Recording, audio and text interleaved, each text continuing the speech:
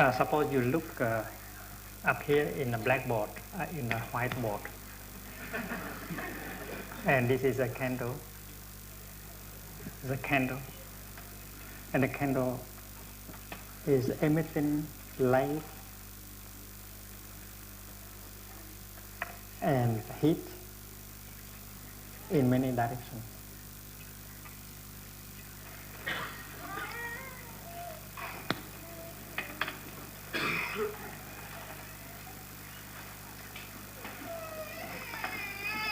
And this candle may take 5 hours, 7 hours to burn to the end, right? And after all the wax is gone,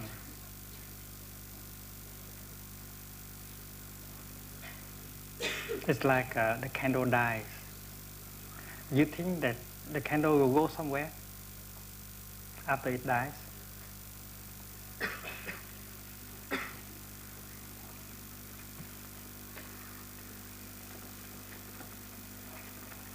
The candle has something like 5 hours to live, to burn. And do you think that after it has burned to the end, it goes somewhere or not?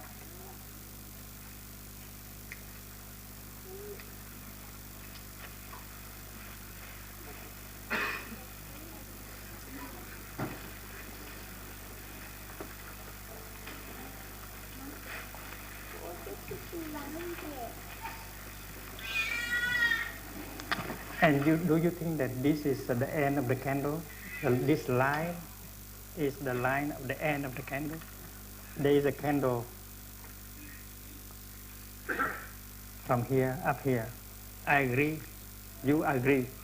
We all agree that from this line up there is a candle. But do you think that from this line down there is no candle? No or yes?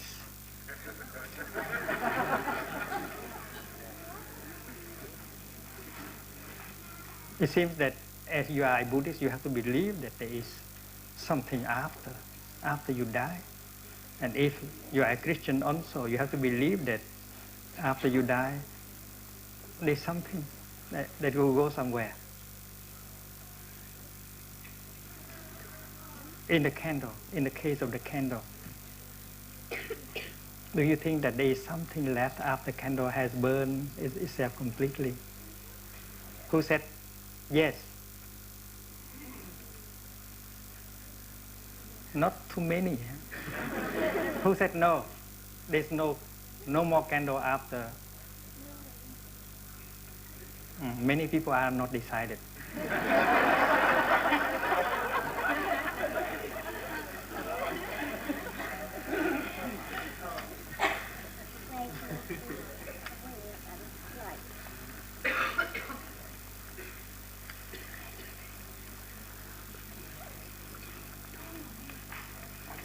The Dharma is very deep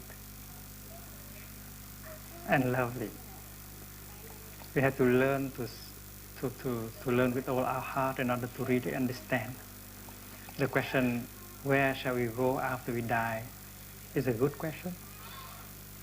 But without practice looking very, very deeply, we cannot have a good answer.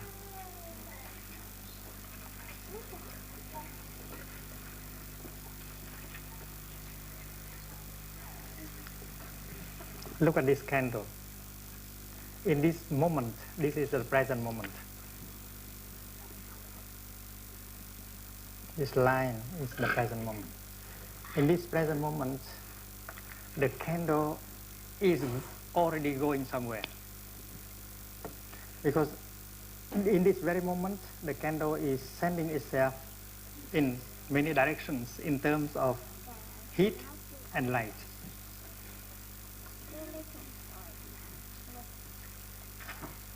So the candle is going in this very moment. It does not need to arrive here in order to go somewhere. You the same. You are the same. In this very moment, you are going somewhere. There is a coming and going that happens in every moment of your daily life. And you go a little bit like the candle. The candle goes in terms of light and heat. And you go in terms of thought, speech, and physical movement. Three kinds of action. Every moment of your daily life, you are offering, thinking, speaking, and acting. And you go in many directions. You go into your children. Anything you think, anything you speak, anything you act, you go to your children, and to your friends, and to the cosmos. And that is called karma, action. We are spending ourselves, we are going.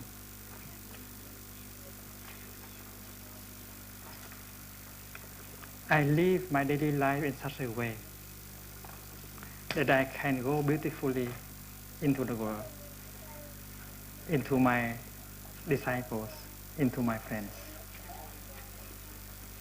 I want to think beautiful thoughts, the thoughts of loving kindness, the thought of compassion, the thought of understanding, the thought of love. And every time I have a thought, I offer myself to you, to my disciples, to my friends, and to the world. That is going. That's my continuation.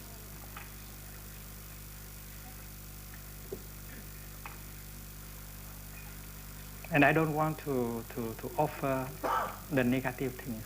I want to transform the negative things so that they become positive before I go. Because I will enter into the cosmos, and the closest are my friends, my disciples. So when you look into my disciples, you can see me. When you look into my friends, you can see me. And this is very scientific.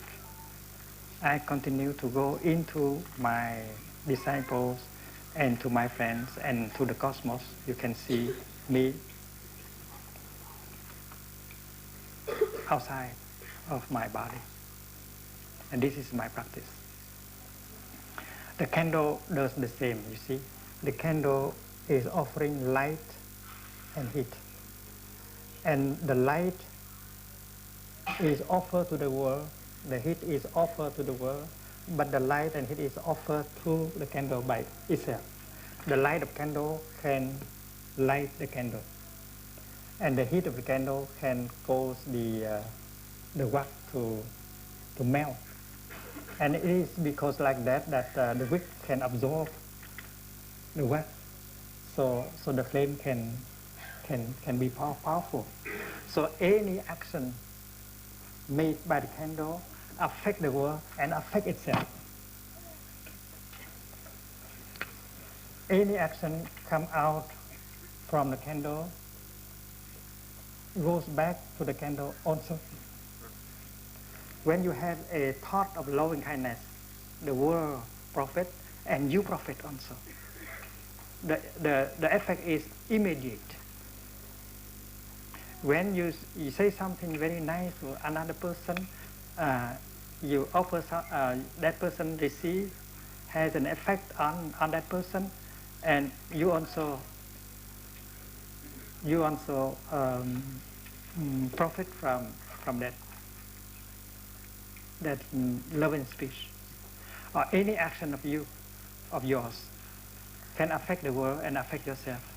And some action, some thought, some speech come back to you right away in this very moment. But sometimes a thought or a word would need more time in order to come back to you. You say something not true. That speech affects you right away, now. But later on, it will back to you. And people discover that it's a lie. So that goes back to you, and you have to bear the effect of that. There are things that we do now, but we have to suffer 10 years later or 20 years later. So the karma, it means the action can have two kinds of effect: immediate effect and retarded effect. It's like some medicines.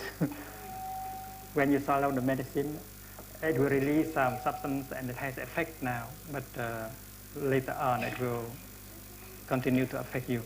So your thinking, your speech, and your act affect you right away, but later on will continue to affect you. So suppose here, in the present moment, you do something, or you say something very strong. It go out of the world and affect the world, and it go back right in and affect yourself. But some action will go back to you later on, and that candle has to burn until this line in order to receive the retribution. In Vietnamese we say cha ăn mặn thì con khát nước. The father eats very salty, and the son has to drink a lot of water.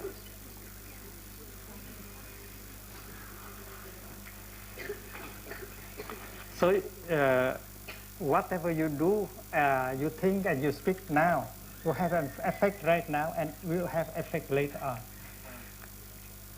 And suppose you do something very strong, and you have an effect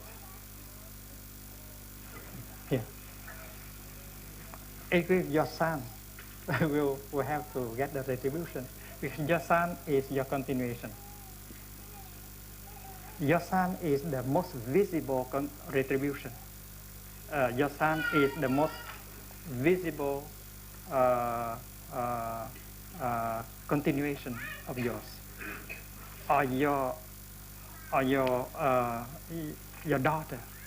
Your daughter is one of the most visible continuation of yours, and it is you. Your son is you. Your daughter is you. Your disciple is you. Your friends is you, because you have been going to them every day. So I can see my continuation not only in this body, in this consciousness, but I can see my continuation in my disciple, in my friends, and in the world. You see, I have written a number of books, and some of my books go very, very far, and it is affecting the people who are ready. I have offered many wholesome thought, many insight in my books, and some of the books go into prison, into the prisons, and prisoners have been reading and practicing, and I am in prison because I like to be in prison in order to be helpful.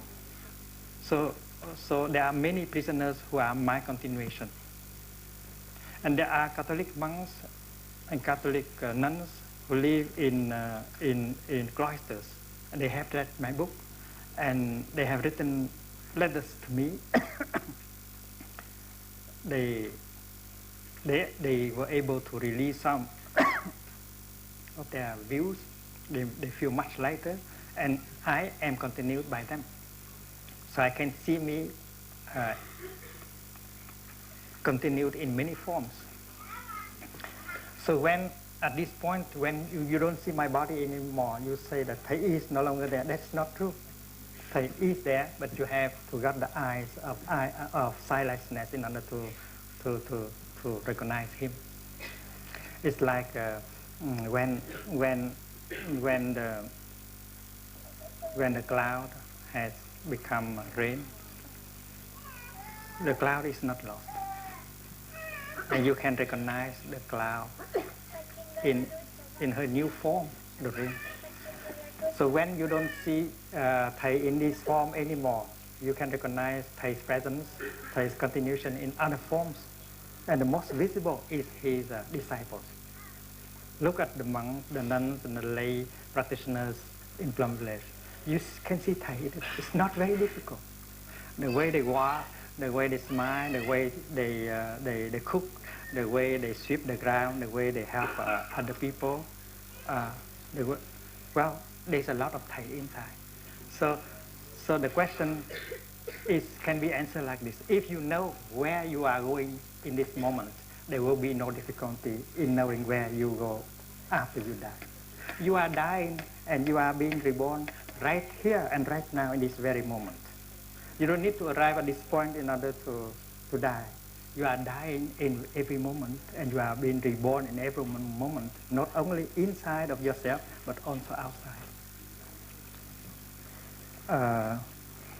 We know that there are many cells in the body, and the cells in our body, many cells in our body die every moment. In this very moment, many cells in us die in order to make room for other cells to be born. So birth and death happen right here and right now. You don't need to arrive at the age of 80 in order to die. You are dying now in order for you to be born now. Birth and death are happening in every moment. That is the teaching of the Buddha, and you have to practice looking deeply in order to see that. So when you say after I die, you mean that now you are not dying. That's not true. You are dying in this very moment, and you are being born right in this moment. Suppose death happen in every moment. Many thousand, many millions cells die in this very moment. Every time someone dies, we organize funerals and we cry. But if every time a cell in our body dies, and if we organize funerals and cry, and then we have no time to do anything, no time left to do anything at all. Practice looking deeply in order to see that. So when you say after I die, you mean that now you are not dying. That's not true. You are dying in this very moment, and you are being born right in this moment. Suppose death happen in every moment. Many thousand, many millions cells die in this very moment. Every time someone dies, we organize funerals and we cry. But if every time a cell in our body dies, and if we organize funerals and cry, and then we have no time to do anything, no time left to do anything at all. You have to accept birth and death that happen in us every moment.